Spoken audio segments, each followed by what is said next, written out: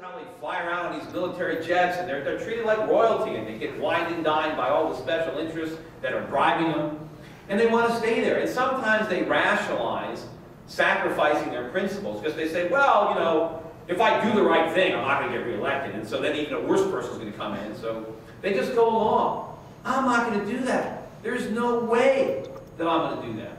And I'm going to go to Washington and try to accomplish exactly what I'm setting out to do. I want to shut that government down. I want to filibuster until I can't talk anymore. I don't want to let them increase the national debt. And you know, people say, well, you don't have any experience writing legislation. You're damn right. I don't want to write any legislation. I want to repeal legislation, and I'm just as experienced as that as anybody in Congress, because no one's ever repealed anything. They just keep passing new rules.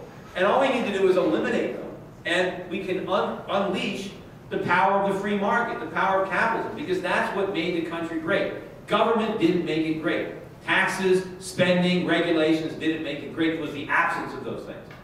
And so we need to reverse that course before it's too late. So, in answer to your question, I'm running as a Republican because at the core, I'm a Republican. I'm a conservative Republican like Ronald Reagan, and I think there's a lot of libertarians that share that view. And running as a Republican gives me a much better chance to win, because if I can get the Republican nomination, I just have to beat the Democrat. If I ran as a libertarian, I'd have to beat the Democrat and the Republican. What would be the chance of that? I probably wouldn't even get into any debates. I'd be ignored by the media.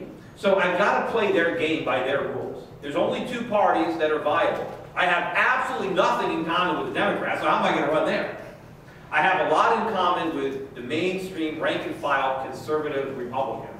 I don't have that much in common with their leaders who are currently in Washington, but I have a lot in common with the grassroots. You know, with the Tea Party movement, with those type of people. Most of them are Republican, and I have a lot in common with them.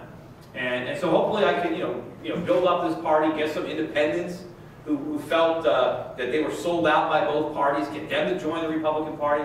Because mostly when Republicans vote, and they have voted, just like me in the past when I voted Republican, you're holding your nose and you're voting for the lesser of two evils. What I'm going to do is I'm going to give the Republicans a candidate to vote for instead of a candidate to vote against. And I think that's going to energize a lot of support and a lot of voters, and hopefully enough so that I can win. Any other questions? One of the reasons that people who might have been sympathetic to, say, Reagan's kind of policies, or libertarian policies, voted Democratic this time, was because they're also sympathetic to ending wars, to improving the civil liberties, abominable record that we had under the Bush administration, and so on. You haven't addressed other issues, such as those. Yeah, I want to do those things too. The problem is the Democrats have a terrible record of doing that. Look at Lyndon Johnson in Vietnam. Look what has Barack Obama done since he got into office. He is expanding our troops in Afghanistan. He is following Bush's foreign policy to the letter. Nothing has changed. And that's the problem. And I knew that at the time. He was promising to do all this stuff, and I knew none of it would happen. Because he's just a politician. At the end of the day, that's all he is. And he's not going to take a chance. He's not going to pull troops out. What if something goes wrong? Oh, I just want to take the easy way out. I'll continue Bush's policies, and if something goes wrong, I'll blame Bush. That's how politicians work. Yeah, I want to take a different approach to national defense. I want to defend the country, but that's all I want to do. I don't want to occupy foreign nations. I don't want to have troops in all these countries, especially when we can't afford it. If we had a lot of money, we had budget surpluses, and we wanted to have more of these military bases in Europe and fine. But we're broke. What are we doing? And at the end of the day, I think that by having such a strong presence in so many countries, I think we piss more people off than friends we make. So I think we might be doing ourselves more harm than good in our international interests. We might be stirring up more hornets' nests, than we contain. I'm not an expert on military strategy or national defense. I mean, that's not my forte. But I am an expert on economics. I'm pretty sure of that. And I know that every single thing the government does related to the economy is wrong. Everything. And everything that they tell us is wrong. Now, are these people idiots when it comes to economics, but geniuses at national defense? I doubt it. I'm sure they're making just as many mistakes. And I'd like to try to help clear them up as well when I get there. But I think the reason I focus on the economy so much is because that is the most important issue. Because if we go broke, we can't defend ourselves against anything. And I think the biggest threat right now, unfortunately, is not coming from abroad, it's coming from Washington, D.C. I want to contain that threat. Because they're the ones that are threatening our civil liberties. They're the ones that are threatening our financial freedoms. So I want to put that to an end before I focus on these broader issues. An argument for needing a stronger stimulus has been to look into Japan's history, why it took so long for Japan to get out of the recession. It's just like you're treating a patient. You don't give a strong dose of medicine, it's going to come wrong in the recovery process. What's your take on that? Yeah, I mean, Japan made the same mistakes that we're making. We're making the same mistakes that Japan made. Japan had a bubble in stocks and real estate, like we did. The bubble burst, and the government decided to stimulate the economy, to prop up banks that should have failed, to slow down the market reallocation. And as a result, the economy has stagnated for 2 decades.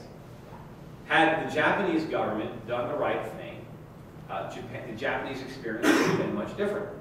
The economy would have recovered much quicker. And we are following their footsteps. Ironically, our only takeaway from Japan's experience is that Japan didn't stimulate quick enough, that they didn't stimulate big enough, that they were too slow to apply the stimulus.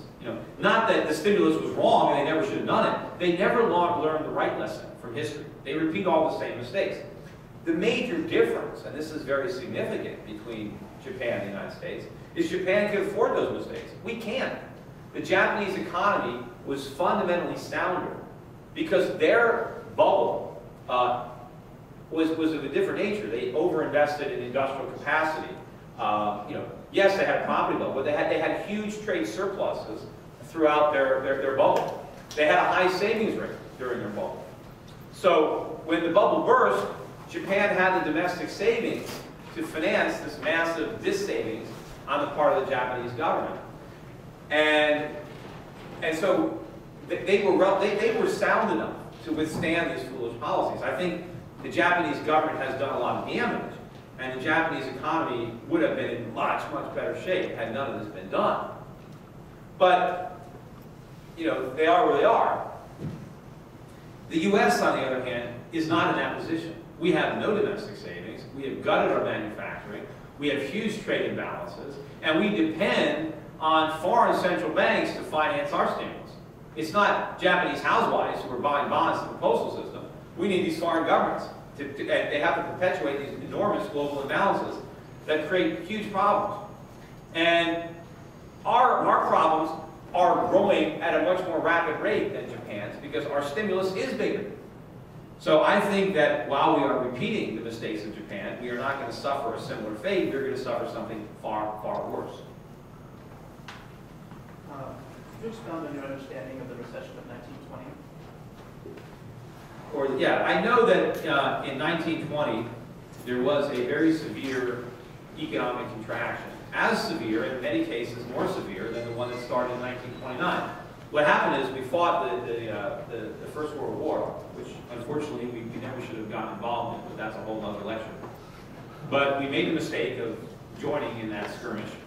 And of course, like most wars, we financed the war with inflation, which was easy since the Federal Reserve had just been established in 1913, and it was very convenient there. And in fact, when the Federal Reserve was initially established, in the initial charter, it was not allowed to buy U.S. Treasury debt. It was actually forbidden to buy any government debt. And they actually amended that to allow the Federal Reserve to buy government debt because of the First World War, so the government can go into debt and sell their debt to the Federal Reserve. Now that was the first mistake. We never should have done that, because now look where we are. But so money was too cheap during the First World War, and there was a bit of a bubble created. And when the war ended and monetary policy tightened, there was a contraction, and it was a very severe, sharp contraction. Unemployment shot up, the market collapsed, GDP collapsed. But what happened was, for whatever reason, the government never did anything. I think they were thinking about it, or